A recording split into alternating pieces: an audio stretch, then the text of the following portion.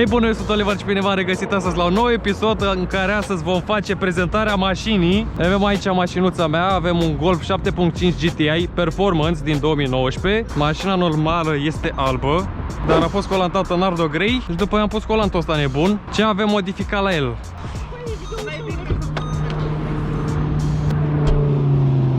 Am înțeles. Ia să vedem ce avem sub capotă. Motorul în mare parte este stock, tot ce avem modificat la el este evacuarea. Avem toată evacuarea modificată, full exhaust system de la RM Motors. A fost high flow, dar acum este catless. Ok, avem competiție mare astăzi. În rest totul este stock. Evacuarea stock este în România, când mă întorc în România pur și simplu pun evacuarea stock înapoi și nu mai am niciun fel de problemă. Totul este legal, așa că... Motorul dezvoltă în momentul de față, dacă nu mă înșel, 320 de cai putere. Avem aici și fișa dyno. Și noi în momentul de față, mașina dezvoltă 320 de cai putere și cuplu maxim 532.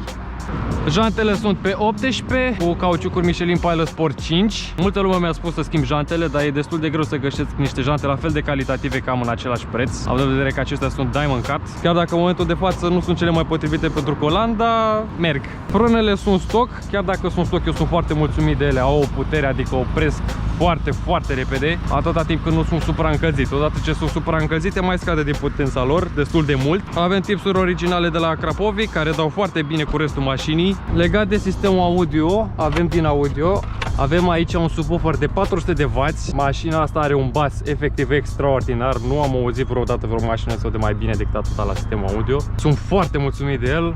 Vedem acum și interiorul mașinii. Scaunele sunt din piele. Nu mi-a plăcut deloc acele scaune de bunicuță. Nu mi-a plăcut deloc designul la ele. Scaunele sunt electrice cu lombar și cu memorie în ele.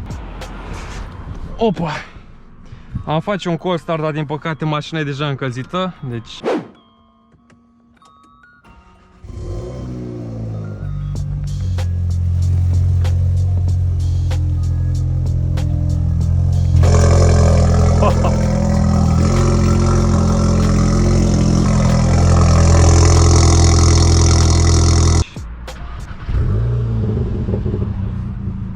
Așa, perfect. Padelele le-am schimbat, dar nu sunt lipite. Vă rog frumos, dacă vă luați padele, să nu vă luați din acelea care se lipesc. Padelele care vin pe ax, cum sunt acestea, pot să fie apăsate din toate părțile. Celelalte care se lipesc se rup și se mișcă și nu sunt calitative absolut deloc. Mașina e dotată cu toate opțiunile posibile, inclusiv cu trapă panoramică, dar singura opțiune pe care mașina asta nu are este că nu am moduri de condus. Nu am confort, nu am eco, nu am sport, am decât drive și sport care sunt din cutie. În rest, mașina are cam toate opțiunile posibile. Foarte multă lume m-a întrebat de ce țin stingătorul în ușă. Este pentru că mașina scoate foarte multe flăcări nebune și cum s-a întâmplat și la Lamborghini în caz de flăcări prea mari încât să ia foc mașina, îl am aici în caz de urgență. Să facem și acum un mic sound test.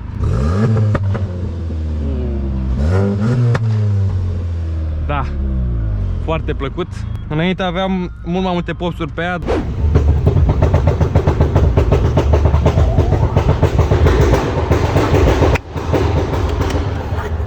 Dar ca să nu stric motorul, am zis să o las așa. O să-l rog acum pe vărul meu David să pornească motorul ca să auzim și noi mașina din exterior. Stai că cheia la mine, așa-i? Ups!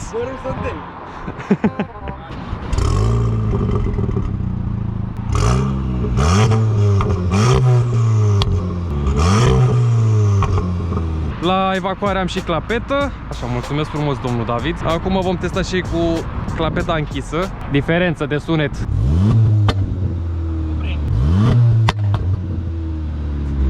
Boxurile oricum sunt mult mai înfundate față de cum erau înainte.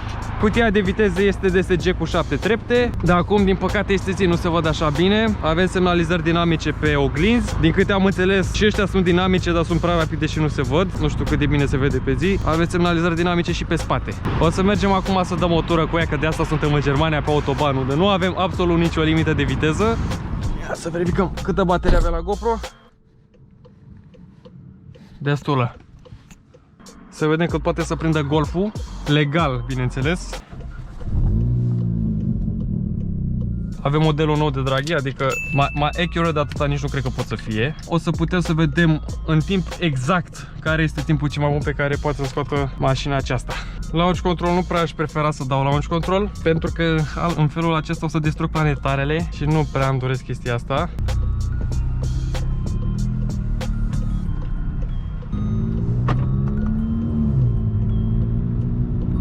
Avem sateliți în momentul de față, da?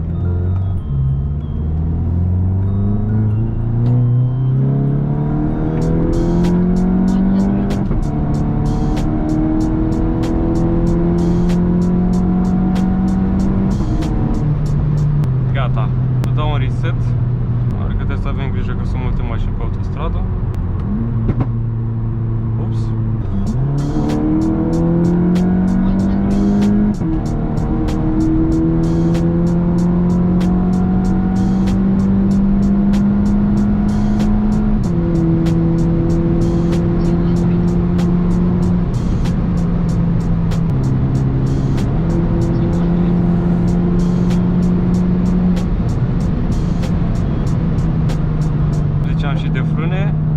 Foarte bine. O să punem mai încolo și camera 360 ca putem să scoatem niște cadre foarte mișto. Momentan este aglomerat, trebuie să avem grijă la trafic. Bun, deci vedem că avem 100-200, am scos 11.3 secunde. Nu știu dacă o să putem să dăm tot speed-ul astăzi.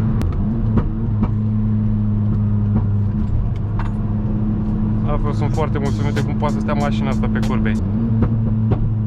Mamă! Mașina este tracțiune față, dar avem limited slip differential. Nu vreau să dau foarte multe popsuri astăzi. O să mai dăm o tură. Asta să vedem, mai facem 100-200, dar trebuie să avem strada liberă.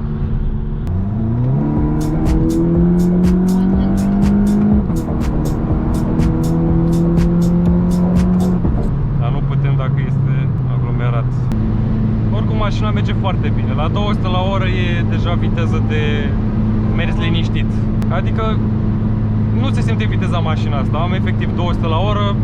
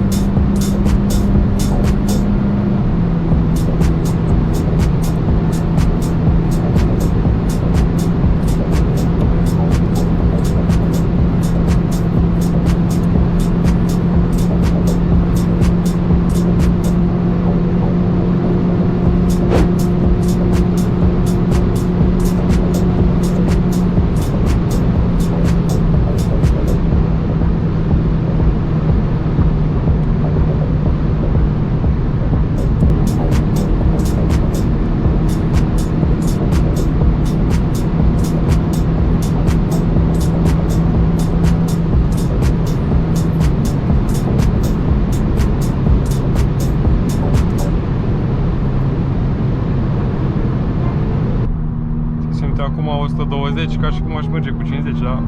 Asta e. Să vedem pe unde suntem, că m-am pierdut pe hartă.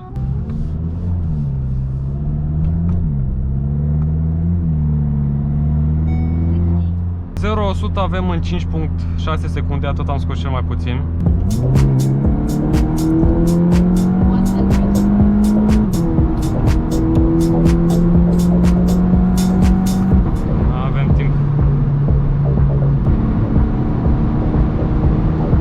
Am ajuns la 200.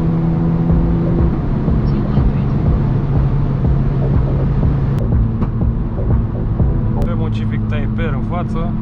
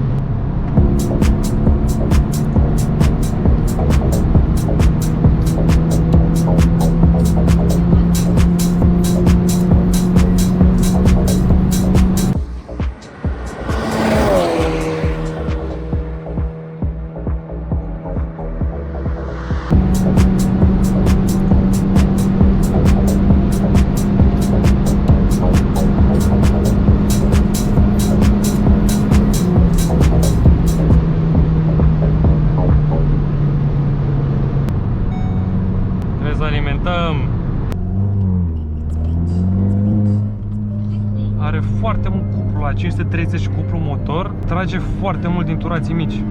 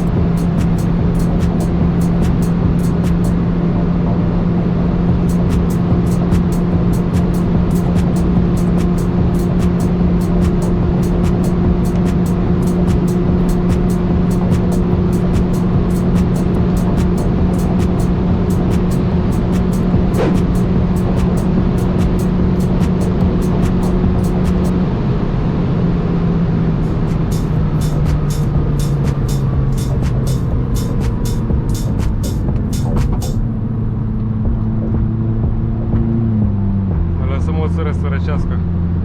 Prinde 300, greu de zis. Foarte greu de zis. Consumul l-am avut acum de 13. Mi se pare un consum foarte bun. Bravo, Olivere!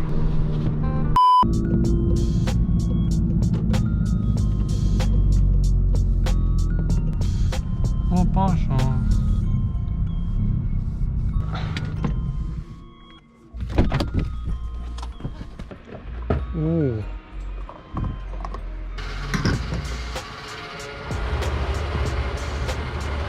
Ce-mi place că în Germania mergi cu 280 și uite și tu ce curat a rămas mașina. Vai, vai, vai, vai.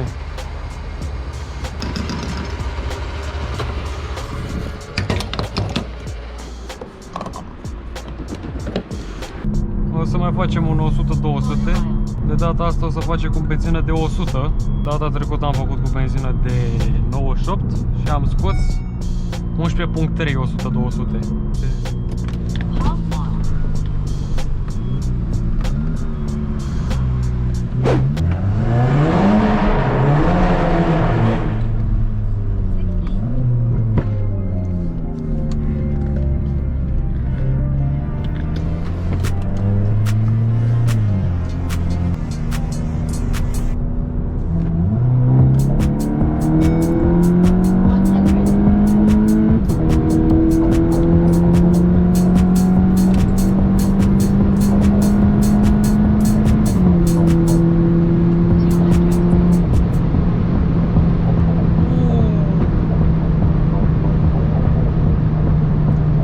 Am scos 100-200, 10-86.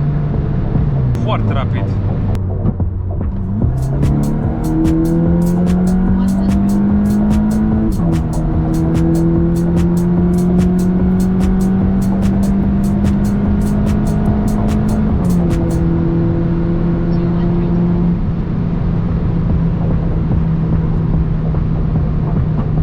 Data asta am scos 11-19. Foarte rapid.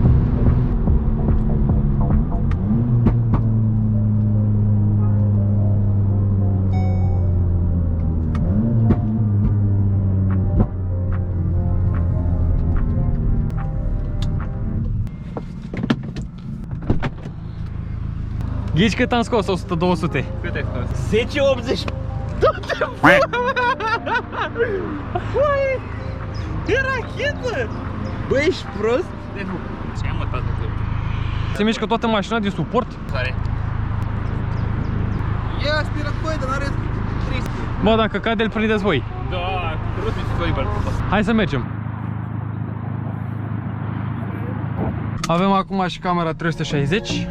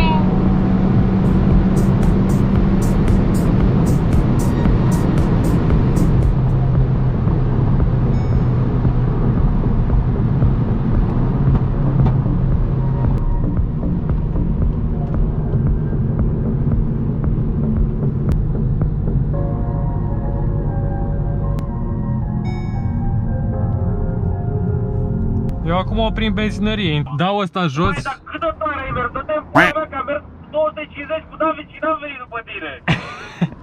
Hai că dau ăsta jos.